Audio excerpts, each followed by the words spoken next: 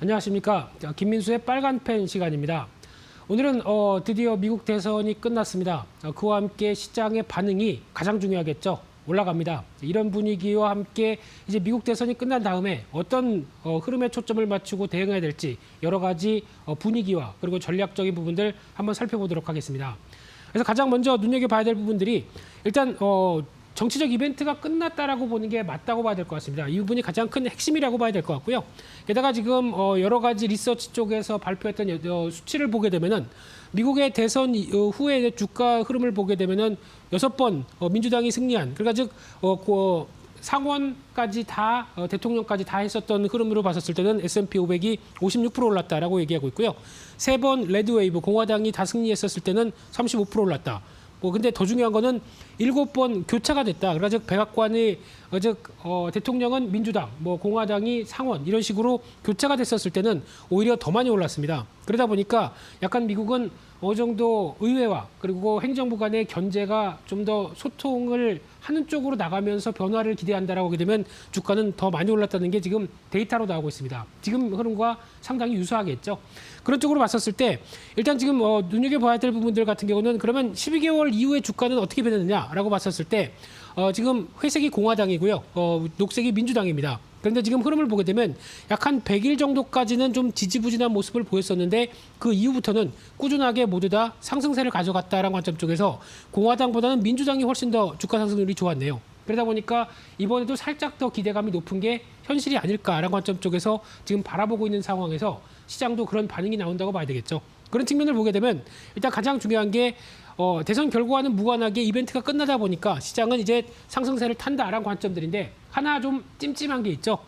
불복 관련된 벌써 트럼프 대통령은 개표 관련돼서 어떤 위헌 소송이다 이런 쪽도 계속 개표도 중지하라 이런 쪽으로 나오고 있는 상황들인데 그러다 보니까 시장이 약간 변동성이 커질 위험은 있습니다. 그런데 여기서 하나 생각해 볼 문제가 트럼프 대통령 입장 쪽으로 보게 되면은 일단 약간 엎질러진 물입니다. 근데 여기다가 소송을 강하게 해서 발목을 잡는다고 해서 돌아올 게 뭘까요? 즉 소송 비용이 천문학적으로 늘어날 텐데 그를 감당할 수 있을까요? 라고 생각하게 되면은 아마 트럼프 대통령도 지금 나오는 결과에 대해서 크게 어떤 변화를 가져가지는 못하지 않을까. 왜냐하면 사업가죠. 그러다 보니까 경제적 타산을 따진다라고 하게 되면 너무 강하게 또 나가기보다는 어떤 불복 관련돼서 즉 소송을 안 하는 관점 쪽에서라도 변화가 나올 수는 있다는 점도 한번 생각해 봐야 될 것 같고요. 또 하나 이제 눈여겨볼 수 있는 게 코로나19죠. 여전히 오늘도 미국에서는 최대치를 기록하면서 우려감이 상당히 큽니다. 미국, 유럽 모두 다 우려감이 큰데 근데 이 부분이 일단 어느 정도 예고가 되었다는 부분들은 염두해야 될 것 같고요. 겨울이다 보니까 당연히 독감과 함께 유행할 것이다라는 부분들 때문에 지금 재차 나오는 부분들이고 가장 중요한 거는 어떤 인식의 차이죠. 물론 어떤 서구 쪽 같은 경우는 개인의 권리를 더 중요하다 보니까 내가 왜 마스크를 써야 돼? 라는 분위기가 좀 더 강한 쪽에서 일단 예고가 됐다고 봐야 될 것 같고요. 특히 시기적으로는 그러면은 겨울이다 보니까 좀 정점이 아닐까라는 부분들도 생각해 볼 수 있는 상황이다 보니까 유행이 좀 속상하긴 하지만 일단 정점 가능성도 좀 나오고 있는 상황 쪽에서 그러면 가만히 있지는 않죠. 백신과 치료제 관련된 쪽의 얘기들 특히 이번에 질병청에서는 국내 코로나19 치료제가 올해 안에 나올 가능성이 높다라는 쪽으로 좀 얘기가 나오고 있는데 대표적으로 셀트리온을 비롯해서 성과가 나오지 않을까라는 쪽과 함께 지금 그래도 FDA에서는 렘데시비르를 승인한 상태죠. 게다가 아스트라제네카, 화이자 모두 다 지금 백신 관련된 쪽에 올해 어느 정도 성과가 나오지 않을까로 바라보고 있는데 그러다 보니까 여기서 가장 중요한 거는 이 코로나19에 따른 이제 확산과 함께 나오는 사람들의 인식이 가장 중요하지 않을까 생각됩니다. 일단 내가 질병에 걸리면 죽겠구나라고 하는 공포감이 어떻게 보면은 가장 크다고 봐야 될 부분들인데 중국 같은 경우가 오히려 정부가 나서서 일단 우리는 종식했다. 물론 이걸 믿지는 않겠지만은 그런 관점 쪽에서 경제를 계속 끌어올리겠다라고 하는 부분이 나오게 되면 인식이 바뀌는 흐름들이 나오죠. 그러다 보니까 너무 유행이 지금 크다는 관점 쪽에서만 한정돼서 바라보는 것보다 이 이유도 한번 생각할 필요가 있지 않을까라는 쪽도 한 번쯤 염두하셔야 될 것 같고요. 또 하나 이제 경기 관련된 부분입니다. 즉 지금 코로나19 사태와 함께 또 여러 가지 흐름들이 나오다 보니까 위축된 경기를 일단 가장 중요하게는 연준이 가만히 있지는 않을 것이다라는 쪽이죠. 그래서 지금까지 보여줬던 제로금리와 무제한 양적 완화 이쪽에 대한 분위기가 그대로 연장되면서 어떤 경기에 또 부진한 모습들이 나온다 그러면은 더 늘리겠죠. 이 부분을 한번 확인해 볼까요? 지금 최근에 연준의 자산의 흐름을 보게 되면은 일단 코로나19 사태와 함께 도저히 경기의 위축을 못 보겠다라는 관점 쪽에서 급격하게 자산을 늘리기 시작하면서 통화를 공급하기 시작하죠. 그런 관점으로 봐서 일단 약한 6월, 7월 달부터는 좀 어느 정도 정체된 모습들 쪽에서 관망을 하고 있는 모습들이 나오다가 최근 들어서 보게 되면 살짝 올라갑니다. 다시 공급을 가하는 모습들이 나오기 시작하죠. 그래서 여기서 만약에 정치적인 이벤트건 코로나19건 뭔가 또 경기적인 흐름들이 좀 부진하다라고 하게 되면 올리겠죠. 당연히 자산을 더 매입해서 양적 관할을 늘리겠다는 움직임들은 그대로 나오고 있기 때문에 이에 따른 흐름들은 여전히 기대감을 작용할 수 있는 요인이다라고 봐야 될 것 같고요.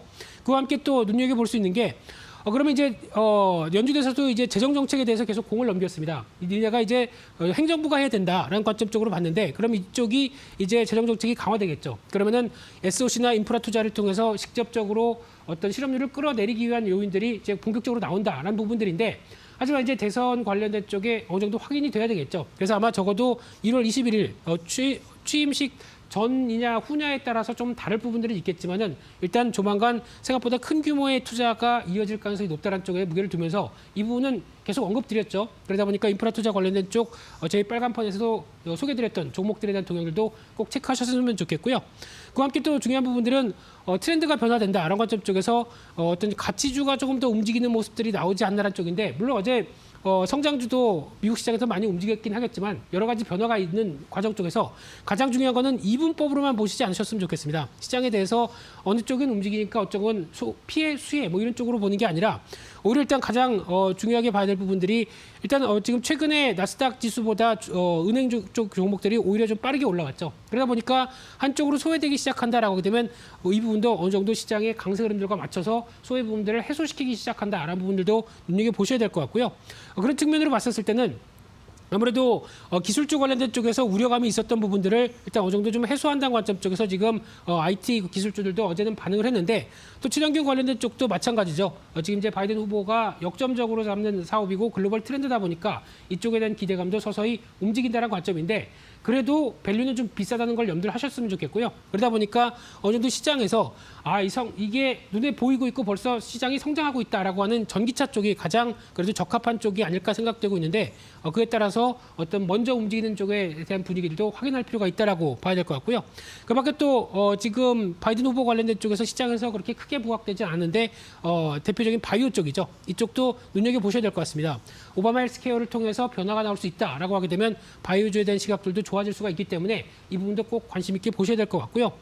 그와 함께 또 이제 중국과의 무역 전쟁 관련된 얘기 또 빼놓을 수가 없겠죠. 그래서 지금은 트럼프는 미국 우선주의로 대응을 했는데 바이든 후보는 이제 동맹과의 협력, 국제기구 재가입 이쪽을 얘기를 했습니다. 즉 민주당 자체가 약간 자유무역주의 쪽에 무게를 둔다라는 쪽으로 보게 되면은 이 부분이 수출 주도 쪽인 우리나라 쪽에 있는 쪽으로 봤을 때는 긍정적이겠죠. 그렇기 때문에 아마 바이든 후보 쪽에 대한 기대감이 좀 더 키우면서 지금 국내 시장의 변화들도 좀 더 긍정적이다라는 쪽으로 보시면서 앞으로의 데이터들 확인할 필요가 있을 것 같고요.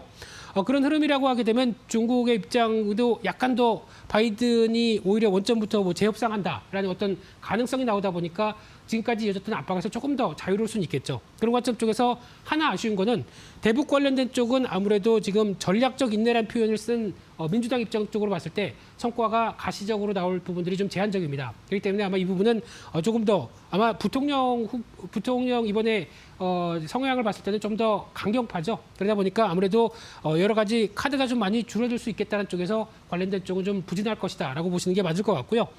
또 하나 유가를 보겠습니다. 유가 같은 경우 지금 최근에 저점에서 빠르게 올라오면서 어제도 강하게 움직였었죠. 이 부분을 한번 확인할 때는 일단 지금 단기적으로는 경기 부양책 나올 것이고 거기다가 오페크 증산이 지금 무산되는 모습들이 나오다 보니까 이에 따라서 유가는 강한 흐름들을 보여주고 있는데 화석연료에 대한 수요 감소 가능성은 여전히 제기가 되는 만큼 올라온다고 하더라도 강한 추세적인 흐름들은 제한될 수 있겠다는 부분들은 한 번쯤 생각하셔야 될 것 같고요. 그밖에 달러화의 추이 가장 중요하죠. 최근 들어서 달러화 추이가 다시 반등 시도를 했다가 다시 제자리로 돌아가면서 달러화는 약세 쪽에 대한 무게가 이제 점점 더 실려가는 모습들이죠. 그런 관점 쪽으로 보게 되면은 국내 입장 쪽으로 봤을 때는 이제 신흥국 쪽 그리고 또 원화 강세 흐름 쪽이다 보니까 외국인들의 오늘같이 수급이 강하게 들어온다라는 부분들 상대적으로 긍정적입니다. 이런 부분들도 앞으로 계속 체크를 해야 될 걸로 보여지고 있습니다.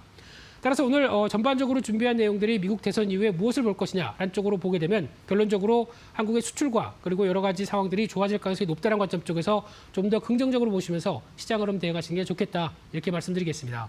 그래서 오늘 준비한 내용들은 여기까지 해서 마치고요. 또 다음 시간에 찾아뵙겠습니다. 감사합니다.